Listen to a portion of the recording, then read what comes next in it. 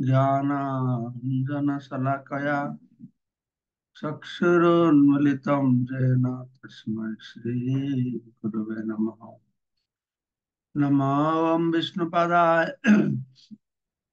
कृष्ण पृष्ठाय भूतले श्रीमते भक्तिवेदांत स्वामिने इति नामिने। नमस्ते सारस्वती देवे गौरवाणी प्रचारिणे निर्विशेष शून्यवादी पाश्चात्य वंशाकल्पतरुभश्च कृपा सिन्धु एव च पतितानां पावनेभ्यो वैष्णवेभ्यो नमो नमः। आजानुलम्बितभुजौ कनकावदातौ सङ्कीर्तनैकपितरौ कमलायताक्षौ विश्वम्भरौ द्विजवरौ जुगधर्मपालौ वन्दे जगत्प्रियकरौ करुणावतारौ निजगुप्तवीतं स्वप्रेमनामामृतमत्तुतारम् आपामरजविदतारं गौरकृष्णजनप्रियतमहं प्रपद्ये। आनन्दलीलामय विग्रहाय हेमावदिव्यछविसुन्दराय तस्मै महाप्रेम रसप्रदाय चैतन्यचन्द्राय नमस्ते। जय श्री कृष्ण चैतन्य प्रभु नित्यानंद श्री अद्वैत गदाधर शिवासादि श्री गौर भक्तवृंद। हरे कृष्ण कृष्ण कृष्ण हरे हरे, हरे राम राम राम हरे हरे। मुखं करोति वाचालं पंगुलं लयति यत्कृपातमहं वन्दे परमानंद माधवम श्रीगुरुदिनतारिणम श्री चैतन्य ईश्वरम नमो विष्णुपदाय कृष्णपृष्ठावोत्तरे सुमति जयप्रकाश नमिने। তো আমরা শ্রী চৈতন্য চরিতামৃত আদিলীলা সপ্তম পৃষ্ঠা থেকে শ্রবণ করছি। এটা একটি বহুত কঠিন বিষয়, যে ব্যাপারে মহাপ্রভু কাশী মায়াবিদ্যার কাছে বর্ণনা করছেন। আর যেটা হচ্ছে মূল কারণ, সারা জগৎ কিভাবে মায়াতে মোহিত হয়েছে। মায়াতে মোহিত মানে যারা অজ্ঞানী তারা তো মায়া মোহিত, কিন্তু জ্ঞানীও কিভাবে মায়া মোহিত হয়েছে সেটা এখানে সুস্পষ্ট করে তুলে ধরা হয়েছে। আমরা কালকে শ্রবণ করলাম এই যে শঙ্করাচার্যের অনুগামী সদানন্দ যুগেন্দ্র, তার মত অনুসারে যে সবকিছু নিরাকার, বিষ্ণু আর জীব এই দুটোই অজ্ঞান থেকে জাত। উম, তো তো উনার মতে আমরা বৈষ্ণবরা আমরা শুদ্ধ সত্য বলি না। হ্যাঁ, সত্যগুণ রজগুণ তম তমগুণ রজগুণ সত্যগুণ শুদ্ধ সত্য। উনি কি বলছেন এই শুদ্ধ সত্য মানে যে এই শুদ্ধ সত্য একটা জিনিস যেখান থেকে জড় জগৎটা সৃষ্টি হয়েছে। আমরা জানি সূক্ষ্ম প্রকৃতি প্রধান মহাতত্ত্ব অহংকার তত্ত্ব কি হয় আপনারা অনেকবার শুনেছেন, কিন্তু এরা বলছে এটা যে প্রধান শুদ্ধ তত্ত্ব তাদের কথা অনুসারে, আমাদের কথা অনুসারে না। হম। তো যেটা আমি আগে বারবার বলেছি যে পরম ব্রহ্ম মায়ার সংস্পর্শে কলুষিত হয়, মায়ার বিকার হয়, তাতে বিষ্ণু হয়। ওই পরম ব্রহ্মটাকে ওরা বলছে জ্ঞান। ঠিক আছে, তাই মানে তাদের জ্ঞানী বলা হয়। আমি একদম জ্ঞানী কেন বলা হয়, তো তার মতে সর্বব্যাপ্ত জ্ঞান, এই জ্ঞান যখন বিশুদ্ধ সত্যের দ্বারা কলুষিত হয়, এই বিশুদ্ধ সত্যটা কি না সত্য গুণের বিকার। হুম, তখন এই ভগবান বা ঈশ্বর বা এইসব কিছু হয়, সর্বজ্ঞ এসব হয়, ওনার ধারণা এটাই। আর যেহেতু এই ঈশ্বর ভগবান এটা একটা অজ্ঞান থেকে আসছে, হ্যাঁ, তাই না? এখানে কেন বলে সদানন্দ যোগীন্দ্র মতে যেহেতু ঈশ্বর সমস্ত অজ্ঞানের আধার, তাই তাকে সর্বজ্ঞ বলা হয়। কিন্তু তার মতে এই যে সর্বজ্ঞ আমরা বলছি ভগবান, সর্বশক্তিমান পরমেশ্বর, যিনি সর্বশক্তিমান, ভালো করে শুনে নে সব এই বাক্যটা, যিনি সর্বশক্তিমান পরমেশ্বরের অস্তিত্ব অস্বীকার করেন, তিনি ঈশ্বরের থেকেও অধিক বা প্রভু। কেন? না, যেহেতু এই ঈশ্বর কনসেপ্টটা, ধারণাটা, এটা অজ্ঞান থেকে এসেছে না।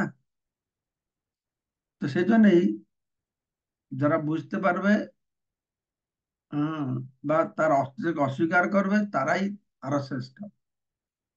তার সিদ্ধান্ত হচ্ছে এই ঈশ্বর হচ্ছে অজ্ঞানের বিকার,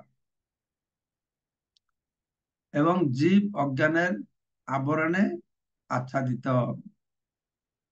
এইভাবে ব্যষ্টি সমষ্টি অস্তিত্ব অজ্ঞানে আচ্ছন্ন বলে বর্ণনা করা হয়।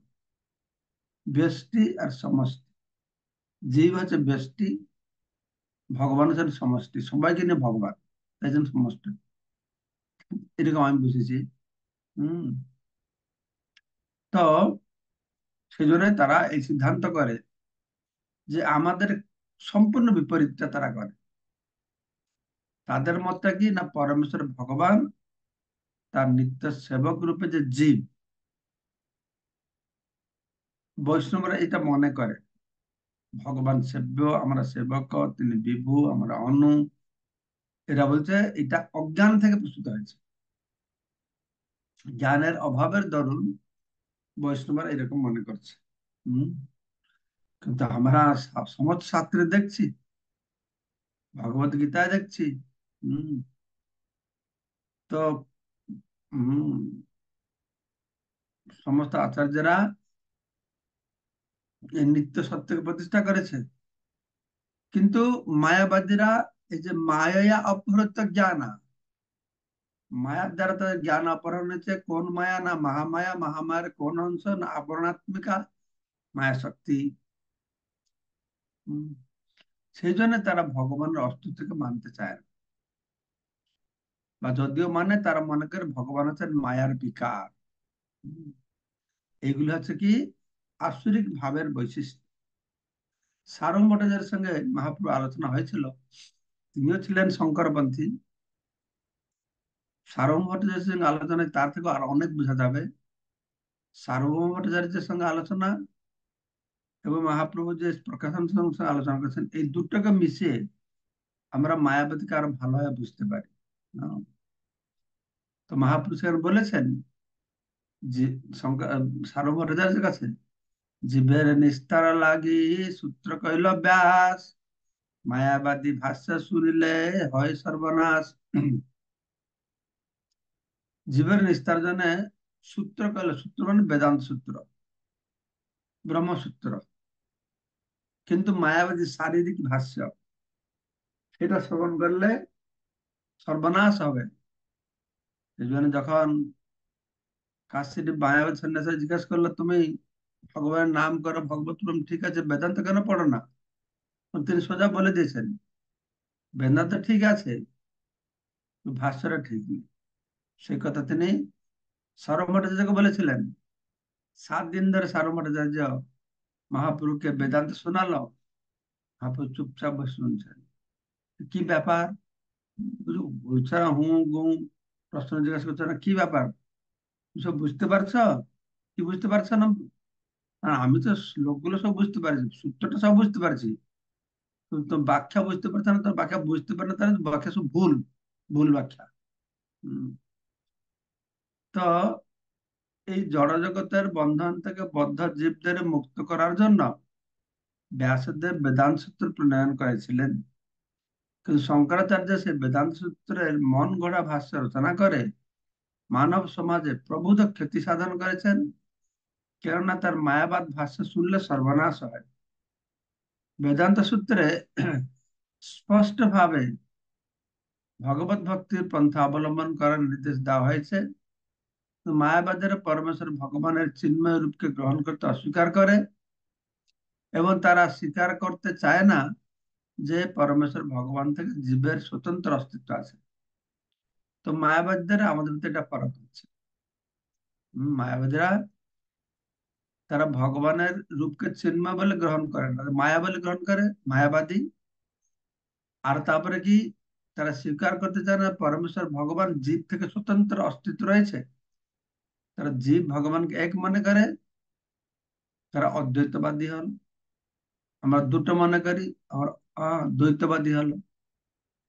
তো এইভাবে তারা নাস্তিকবাদ সৃষ্টি করে সমস্ত জগতের সর্বনাশ করেছে। কেননা এই সিদ্ধান্ত শুদ্ধ ভক্তি সম্পূর্ণ বিপরীত। কালকে মনে পড়েছিলাম এটা, এই আবার পড়ি। তো পরমেশ্বর ভগবানের অস্তিত্ব অস্বীকার করে মায়াবাদীরা যে পরম পদ প্রাপ্ত পর দুর্বাসনা করে, তার ফলে পারমার্থিক তত্ত্বজ্ঞান বিভৎস ভাবে বিকৃত হয় এবং সেই দর্শন অনুসরণ করে সে চিরতরে এই জড় জগতের বন্ধনে আবদ্ধ হয়ে থাকে। তাই মহাবীরকে বলা হচ্ছে অবিশুদ্ধ বুদ্ধ। যেহেতু তাদের বুদ্ধি কলুষিত, তাই তাদের তপশ্চর্যা কুচ্ছ সাধারণ নৈরাশ্য পর্যবেসিত হয়। বলছে, আরুহ্য কুচ্ছ ন পরং পদং ততঃ পতন্তি অধঃ। জেন অরবিন্দাক্ষ বিমুক্ত অষ্টভাব অবিশুদ্ধ বুদ্ধয় আরুহ্য কুচ্ছ ন পরং পদং ততঃ পতন্তি অধঃ। প্রভুপাদ বলছেন তার তপস্যা কুচ্ছ, আর্য কুচ্ছ না, আর্য কুচ্ছ সাধনা করে যে পতন্তি অধঃ, নৈরাশ্যে পর্যবেসিত। তাই যদিও প্রথমে তারা তারপরে সেখানে পতন হয় কিরকম, ব্রহ্মযুদ্ধ থেকে তো পতন হয়। আরেকটা যে ব্রহ্মযুদ্ধে পতন, ব্রহ্মযুদ্ধে যেতেই পারে না তো। এই তথাকথিত জ্ঞানীরা ব্রহ্মযুদ্ধে যেতেই পারে না। কেন কি করে, যা কালকে আমরা পড়েছিলাম, তারা প্রথমে বড় পণ্ডিত বলে সম্মানিত হয়, ভগবান হয়ে গেছে, সবার ঊর্ধ্বে চলে গেছে। কিন্তু আমরা দেখছি কি করছে, তারা রাজনীতি করছে, সমাজ সেবা করছে, জাগতিক কার্যকলাপে নেমে আসছে। যতগুলি বেদান্ত ফলোয়ার্স, অনুগামী, তারা এইসব কাজে ব্যস্ত। উম, পরমেশ্বরের সঙ্গে এক হওয়ার পরিবর্তে তারা জাগতিক কার্যকলাপ সঙ্গে এক হয়ে যাচ্ছে। উম, এই জন্য বলা হচ্ছে আবিয় কুচ্ছান পরং পতং তাহা পতন্তি অধঃ। কালকে আমরা স্মরণ করলাম। আচ্ছা, 115। প্রাকৃত করিয়া মানে বিষ্ণু কলেবর, বিষ্ণু নিন্দা আর নাই ইহার উপর। তারা মনে করে বিষ্ণুর শরীরটাও জড় শরীর। উম, যে সমস্ত মানুষ বিষ্ণু সচিদানন্দ রূপকে জড় রূপ মনে করে, এর থেকে তার চরণকমলে বড় অপরাধ কিছু নেই। আসলে ভক্তিসাধন ঠাকুর প্রভুপাদ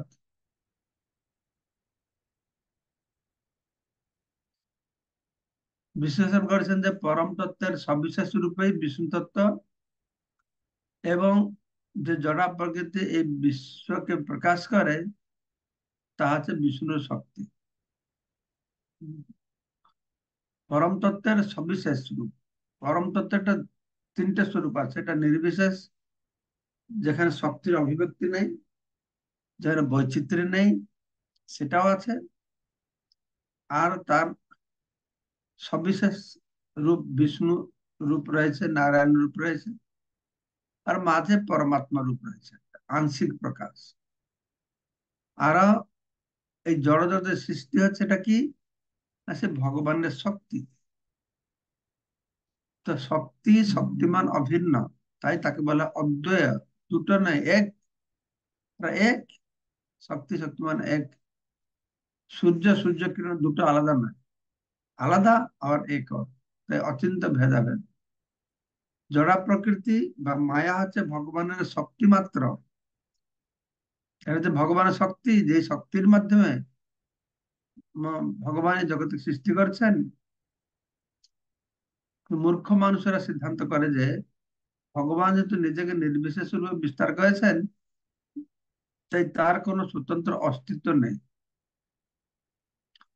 তো পরম ব্রহ্ম হচ্ছে নির্বিশেষ, তাই তার কোনো অস্তিত্ব নেই। পক্ষান্তরে নির্বিশেষ ব্রহ্ম কিন্তু শক্তিমান হতে পারে না। আর তার ছাড়া বৈদিক শাস্ত্রে কোথাও বর্ণনা করা হয়নি যে মায়া আর একটি মায়ার দ্বারা আচ্ছাদিত। হুম, তো শুনে এটা ভালো করে। এক হচ্ছে নির্বিশেষ ব্রহ্ম, সে শক্তিমান হতে পারে না। হুম, আরেকটি হচ্ছে যদি ভগবান মায়া হয়, মায়া মায়াকে আচ্ছাদিত করছে, তাই না? ভগবান মায়াচ্ছন্ন আছে। শাস্ত্রে বলা হয়েছে পরাশ শক্তির বিবিধ বসুয়েতে, বিষ্ণুর শক্তি সম্বন্ধে শত সহস্র বর্ণনা রয়েছে। ভগবত গীতায় বলা আছে মম মায়ার দূরত্বে, আমার মায়া শক্তি। মায়া পরমেশ্বর ভগবানের দ্বারা নিয়ন্ত্রিত, সে তার শক্তি, সে তাকে আচ্ছাদিত করবে কি করে? সে তো ভগবান আছেন মায়াধীশ, জীব মায়াধীন না মায়া দ্বারা আচ্ছাদিত হচ্ছে।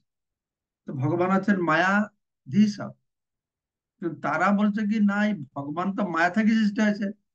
আমরা বলছি না ভগবান মায়াধীশ, তারা বলছে মায়াধীশ তো তোর কাছে মায়াই, হে মায়াবাদ। হ্যাঁ, তাই শ্রী বিষ্ণু জড়া প্রকৃতিজাত নন।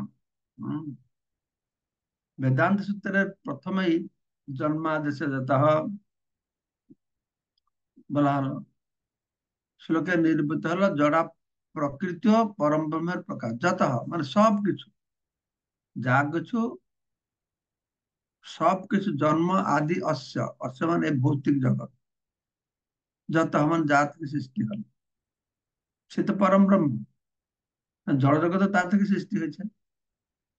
তাহলে তিনি মায়া শক্তির দ্বারা আচ্ছাদিত হন কি করে? তা যদি সম্ভব হতো তাহলে জড়া প্রকৃতির পরম ব্রহ্ম থেকে অধিক শক্তি সম্পন্ন হতেন। তাহলে মায়া ভগবান থেকে আরো শক্তিমান। তাদের ধারণা তো সেরকমই, কিন্তু এই সমস্ত সরল যুক্তিগুলি পর্যন্ত মায়াবাদীরা বুঝতে পারে না। এবং তাই ভগবত গীতায় বলা হয়েছে মায়া অপ্রত্য জ্ঞান সংজ্ঞাটি, এই মায়াবাদীর জন্য বলা হয়েছে। যে মনে করে শ্রী বিষ্ণু হচ্ছেন জড়া প্রকৃতিজাত, যেমন সদানন্দ যোগীন্দ্র ব্যাখ্যা করেছেন, তৎক্ষণাৎ বুঝতে পারছে সে মানুষটি একটা পাগল, আর তার জ্ঞান মায়ার দ্বারা অপহৃত হয়েছে। শ্রী বিষ্ণুকে, মানে এই পর্যন্ত আমরা কালকে পড়েছিলাম ভাবছি, আজকে মানে এই বিষ্ণুকে দেবতা বলে মনে হয়েছে। হ্যাঁ, বলা হয়েছিল কালকে, ওইটা পড়েছিলাম। শ্রী বিষ্ণুকে দেবতার পর্যায়ভুক্ত করা যায় না।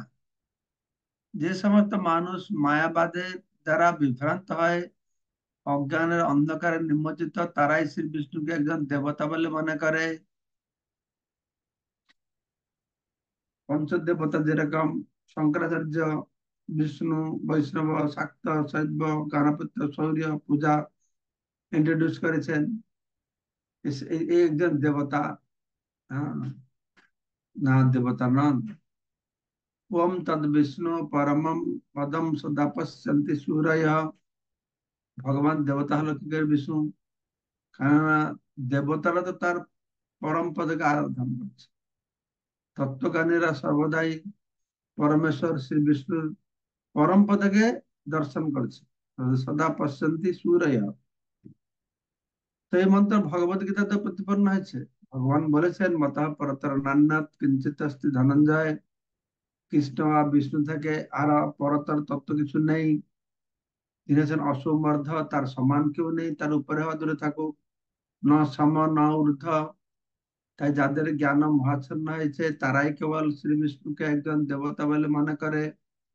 এবার তাই প্রস্তাব করে যে শ্রী বিষ্ণু কালী, দুর্গা অথবা যে কোনো একজনকে পূজা করে, পূজা করা যেতে পারে, তাতে একই ফল হবে। যতমত ততপথ, যে যাকে পারো পূজা করো, একই ফল পাবে।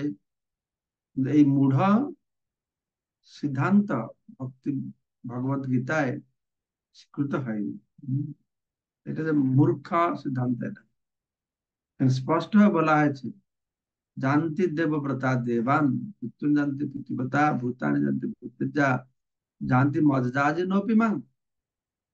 দেবতাদের উপাসকেরা তাদের উপাস্য দেবতাদের অনিত্য লোক প্রাপ্ত হবে, কিন্তু ভগবানের এই সচ্চিদানন্দ স্বরূপের উপাসকেরা ভগবত ধামে, ভগবান কাছে তারা ফিরে যাবে। হুম, জানতি মজাজি, আমার উপাসনা আমার কাছে আসবে। তার কি পার্থক্য আছে না? আমার উপাসনা করলে তদ্গত্বা নিবর্তন্তে তদ্ধামম পরমম মম, যেখানে গেলে আর আসতে হবে না। মাম উপেত্য তু কুন্তে পুনর্জন্ম ন বিদ্যতে। এসব হবে। হুম। তো শ্রীকৃষ্ণ অত্যন্ত স্পষ্ট বিশ্লেষণ করেছেন যে তার জড় শক্তি বা মায়াকে অতিক্রম করা অত্যন্ত দুষ্কর। দৈবী সা গুণময়ী মহিমা দূরত্বয়া, তার মায়া শক্তি দূর দুষ্কর, কিন্তু মা বাবন যে প্রপদ্যন্তে মায়া তম তরন্তিতে, যে আমাকে প্রপত্তি করবে সে মায়াকে অতিক্রম করতে পারবে। মায়ার প্রভাব অতি প্রবল যে বিদগ্ধ পণ্ডিত ও পরমার্থবাদীরা পর্যন্ত মায়ার প্রভাবে আচ্ছন্ন হয়, নিজেদের পরমেশ্বর ভগবানের সমপর্যায় বলে মনে করে। মায়া অত শক্তিশালী, যারা আমি বলবো না যারা মূর্খ লোক তারা তো মূর্খ, যারা পণ্ডিত, যারা পারমার্থিকবাদী পর্যন্ত, কেউ নিরাকারবাদী তো পারমার্থিকবাদী, তারা ভৌতিকবাদী না, তারা পারমার্থিকবাদী। কিন্তু যে নির্ভেদ ব্রহ্মজ্ঞান, তারা জ্ঞানী। কি জ্ঞানী না, নির্ভেদ ব্রহ্মজ্ঞান। নির্ভেদ মানে ভেদ নাই, ব্রহ্মের সঙ্গে আমার কোনো ভেদ নেই, ভগবানের সঙ্গে সমপর্যায় বলে তারা মনে করছে। প্রকৃতপক্ষে মায়ার প্রভাব থেকে মুক্ত হতে হলে অবশ্যই পরমেশ্বর ভগবানের শরণাগত হতে হবে। সে কথা ভগবত গীতা ভগবান বলছেন যে মাম এবং যে প্রপদ্যন্তে মায়ামেতাম তরন্তিতে। তাই বুঝতে হবে যে শ্রী বিষ্ণু ছাড়া জড়া প্রকৃতি জাত, শ্রী বিষ্ণু জড়া প্রকৃতি জাত নন। পক্ষান্তরে তিনি হচ্ছেন চিৎ জগতের মধ্যমণ।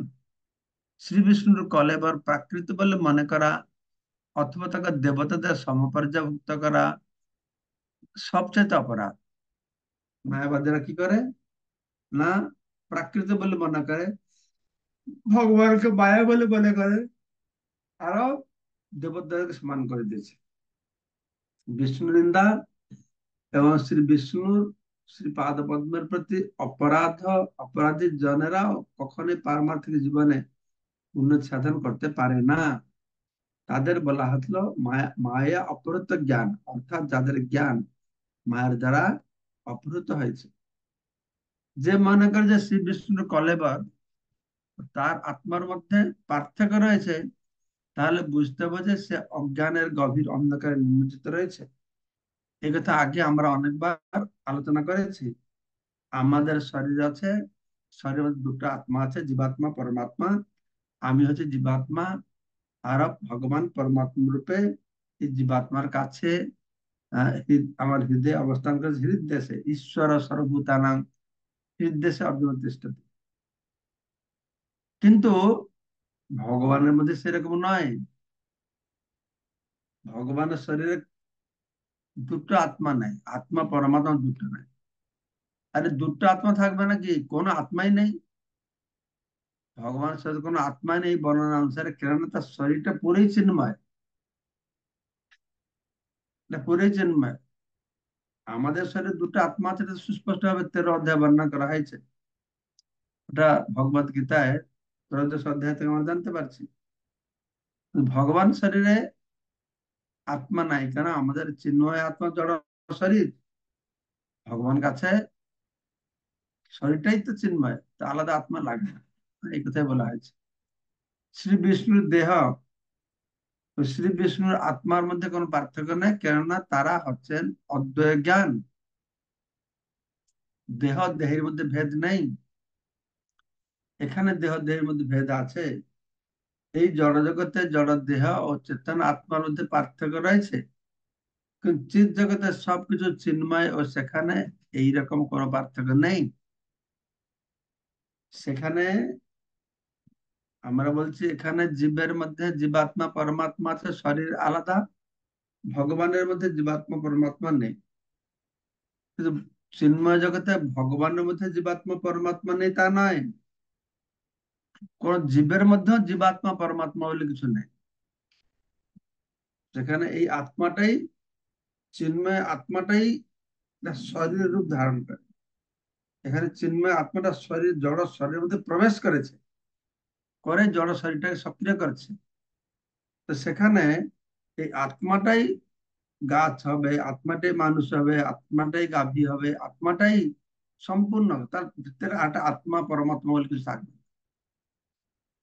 এটা আমি বুঝেছি। যা এই সম্পর্কে পদ্মপুরাণে বর্ণনা করা হয়েছে, অর্চে বিষ্ণু শিলাধিষু গুরুষু श्रेयादि गुरुसु नरमति वैष्णव जाति बुद्धि अर्चा विग्रह विष्णु अर्चा विग्रह के पाथर मने करा गुरुदेव के साधारण मानुष मने करा वैष्णव प्रति जाति बुद्धि करा जस्य বা নারকী সহ এটা নারকী বুদ্ধি এই যে নারী সে যে নারকী এই ধরনের মায়াবাদী সিদ্ধান্ত যে অনুসরণ করে তার সর্বনাশ হয়। ঈশ্বর ঈশ্বরের তত্ত্ব জানা জ্বলিত জ্বলন জীবের স্বরূপ যাইছে স্ফুলিঙ্গ স্ফুলিঙ্গর কণ ভগবান হচ্ছেন বড় তাৎপর্য আছে। তো ভগবান হচ্ছেন একটা জ্বলন্ত অগ্নির মতো আর জীবের স্বরূপ হচ্ছে সেই অগ্নির স্ফুলিঙ্গের মতো। তো কালকে আমরা 116 নম্বর শ্লোক পাঠ করে শ্রবণ করব। যদি কার কোনো প্রশ্ন থাকে বলবেন।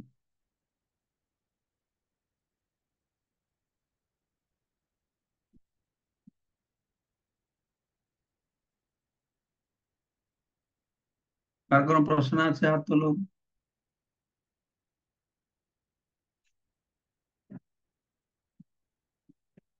বলুন বলুন প্রশ্ন বলুন। মঙ্গল মহাপ্রভু বলুন।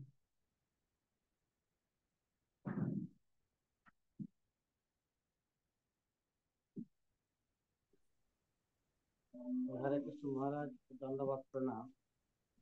মহারাজ, আপনার কোন একটা ক্লাসে শ্রবণ করেছিলাম যে শঙ্করাচার্যের একজন শিষ্য ছিল, তার নাম হচ্ছে সদানন্দ।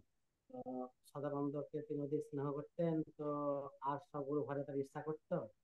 তো তিনি সদানন্দকে নদী পাড়ে একটা সেবাতে পাঠিয়েছিলেন। তখন নদীটা শুকনো, যখন ফিরে আসছে তখন নদীটা দুপুর ছাপিয়ে পড়ছে। তা এপাশে থেকে সদানন্দ বলছে, জলদি আও জলদি আও।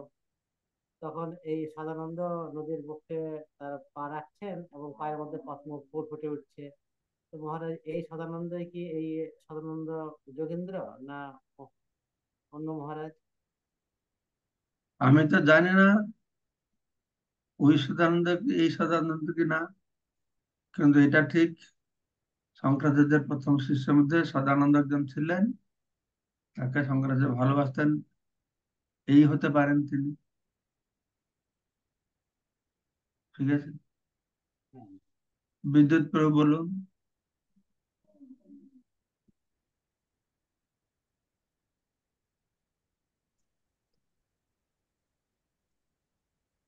বিদ্যুৎ প্রভু আছেন? হ্যাঁ মহারাজ, হরে কৃষ্ণ, ধন্যবাদ প্রণাম মহারাজ আপনার শ্রীচরণে।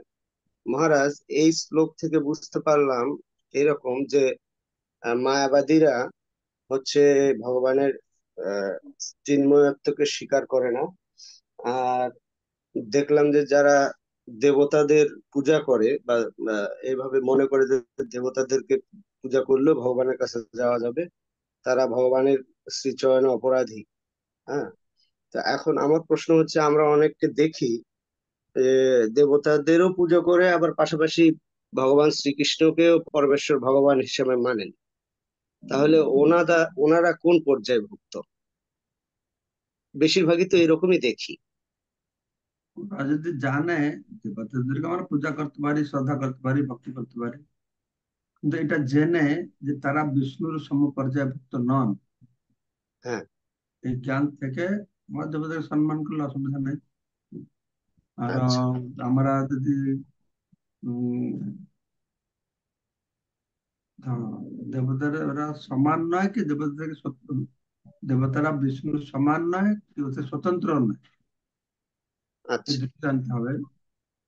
তো ব্যাপার আছে, কিন্তু যারা বৈষ্ণব আছে তারা তো বিষ্ণুতে পুরো ফোকাস করতে চায়, হ্যাঁ।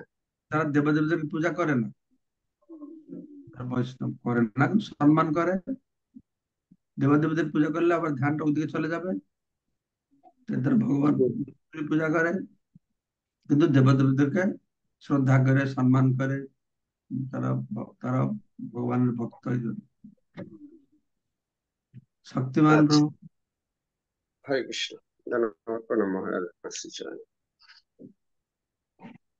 মহারাজ, আপনার শ্রীচরণে দণ্ডবত প্রণাম। মহারাজ এই ব্যষ্টি এবং সমষ্টি আহ এই দুটোর মধ্যে তফাৎটা মহারাজ একটু বললে একটু ভালো হয়। আমি যা বুঝেছি আমার মতে করে, ব্যষ্টি মানে একজন, জীবাত্মা হচ্ছে ব্যষ্টি, আর সমষ্টি মানে সবকিছু যার ভিতরে থাকে সেটা সমষ্টি। সবকিছু। ব্যষ্টি সমষ্টি সবকিছু যার মধ্যে থাকে, সমস্ত জীবকে নিয়ে যে ও আচ্ছা আচ্ছা সমষ্টিগত। তো আচ্ছা। পরমাত্মা আছেন বা পরমাত্মা যে সমষ্টি, সব পরমাত্মা ভিতরে রয়েছে, জগৎ ভিতরে সমষ্টি। ব্যষ্টি মানে একজন, সমষ্টি আচ্ছা মানে সবাইকে নিয়ে সমষ্টি। মানে জীব মানে ব্যষ্টি, আর ব্যষ্টি ভগবান মানে সমষ্টি। সেরকম একটা হতে পারে, বিভিন্ন জায়গায় ব্যবহার করা হয়েছে ব্যষ্টি সমষ্টি, দেখবেন চৈতন্য চৈতন্য কয়েকবার আমরা শুনবো ব্যষ্টি আর সমষ্টি। ঠিক ঠিক আছে মহারাজ, দণ্ডবত প্রণাম মহারাজ, হরি বল। সুধাময় প্রভু। হরে কৃষ্ণ মহারাজ, দণ্ডবত প্রণাম মহারাজ। মহারাজ এখানে বলছে যে সমস্ত মানুষ শ্রী বিষ্ণুর সচ্চিদানন্দ ঘনরূপকে জড় বলে মনে করে, তারা ভগবানের সেই পাদপদ্মের সব চাইতে বড় অপরাধী। না, আমার প্রশ্ন হচ্ছে, ওরা তো তো মনে করছে যে আমরা নিজেরাই ভগবান, মানে যারা মায়াবাদী। তো তাহলে ভগবানের রূপকে আবার জড় বলে মানে তখন ভগবানের রূপকে আবার স্বীকার করছে। আমি এটা বুঝতে পারলাম না যে ওদের কথার মধ্যে একটা কিরকম প্রশ্ন থেকে যাচ্ছে না। ওরা তো মানে বলছে এদিকে যে আমরাই ভগবান, তাহলে আবার ভগবানের রূপকে বলছে যে জড়। আমরা এই পর্বটা কি পড়লাম যে ভগবান আছে অজ্ঞান প্রসূত, ঠিক আছে? হ্যাঁ, সেই ভগবান মানে, যেটাকে আমরা ভগবান বলে বলছি, এই অদ্য জ্ঞান মায়ার সংস্পর্শে সে ভগবান বা ঈশ্বর বা পরমেশ্বর হয়েছে, ঠিক আছে? হ্যাঁ, আচ্ছা, তো আমি, যে বলা আছে আমি এখন বলছি ভগবান হয়েছে, ও সেখানে আবার বলা হয়েছে যখন তুমি বুঝতে পারবে এই ভগবান হচ্ছে মায়া, তা তুমি তার থেকে শ্রেষ্ঠ হবে, বলা হলো না একটা লাইনে? হ্যাঁ, হ্যাঁ, হ্যাঁ, হ্যাঁ, হ্যাঁ মহারাজ। তাহলে তুমি যে বলছো এরা ভগবানকে মায়া বলছে আর নিজেকে ওরা ভগবান বলছে কেন? তো সেইটা আসল ভগবানকে মায়া বলছে, নিজেকে নকল ভগবান নিজেকে ভগবান বলে বলছে, এটা ওদের ভ্রান্ত ধারণা। ও, ওদের এটা ভ্রান্ত ধারণা, এটা নিজেকে ভগবান বলে জাহির করছে। এটা তো সমস্যা। আসল যে ভগবান সে ভগবান নয়, ভগবানকে ছেড়ে আর সবাই ভগবান। হ্যাঁ, হ্যাঁ, ঠিক, মায়া অপহৃত কেন কেন বললাম?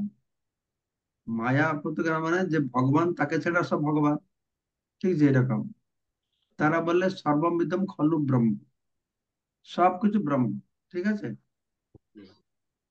জড় বলে কিছু না, সবকিছু ব্রহ্ম। জড় বলে আমরা মনে করি এটা জিনিস। আচ্ছা, সব যদি ব্রহ্ম হয়, সর্বত্র ভগবান আছে, ঠিক আছে? হ্যাঁ, তারা বলে সর্বত্র ভগবান আছে, তোমরা মন্দিরে কেন বিগ্রহের মধ্যে সীমিত করে ভগবানকে রাখছো? ভগবান তো সর্বব্যাপক, সীমিত বিগ্রহের মধ্যে কে রাখছে? তো ব্যাপার আছে কি, তারা, তাদের এই কথা বোঝা যায় ভগবান সর্বত্র আছে, ওই বিগ্রহের ভিতরে নেই। হরি বল, বুঝলেন? আছে না, বিগ্রহ আছে। তারা হ্যাঁ, বলে হ্যাঁ। বিগ্রহটা ছাড়া সব জায়গায় আছে। তা বিগ্রহ কেন পূজা করছো? সর্বত্র তো আছে, বিগ্রহ ছাড়া সব জায়গায় আছে, এই বিগ্রহ ভিতরে নেই। এই ধারণা, সেই জন্য তো তার বলা আছে মায়া অপহৃত জ্ঞান। মায়াদের জ্ঞান অপহরণ হলে সচ্চিদানন্দ বিগ্রহকে তার তো মায়া বলে, সব মায়া। মায়া বলে বলে সব সর্বত্র ভগবান আছে, তো সর্বত্র ভগবান জীবে পাথরের ভিতরে থাকবে না কেন? কাঠের ভিতরে থাকবে না, সর্বত্র ভগবান তো আছে। হ্যাঁ, সেটা ভগবানকে বাদ দিয়ে সবাই ভগবান, শিব বিগ্রহকে বাদ দিয়ে সবাই ভগবান। ভগবান সর্বত্র আছে, শিব বিগ্রহটা ভিতরে নেই আর সব জায়গায় আছে। এই ধারণা, ভ্রান্ত ধারণা, ঠিক আছে? হ্যাঁ মহারাজ, ধন্যবাদ মহারাজ। জয় শ্রী প্রভুপাদ কি জয়। বাঞ্ছা কল্পতরুভ্যশ্চ বাঞ্ছা কল্পতরুভ্যশ্চ কৃপা সিন্ধুভ্যেব পতিতানাং পাবনেভ্যো Eso Pedro, Papa, Namo, Namo, Namo, Maharaj. মহারাজ কি জয়, জগৎগুরু শিল প্রভুপাদ কি জয়, শ্রী শ্রীমদ্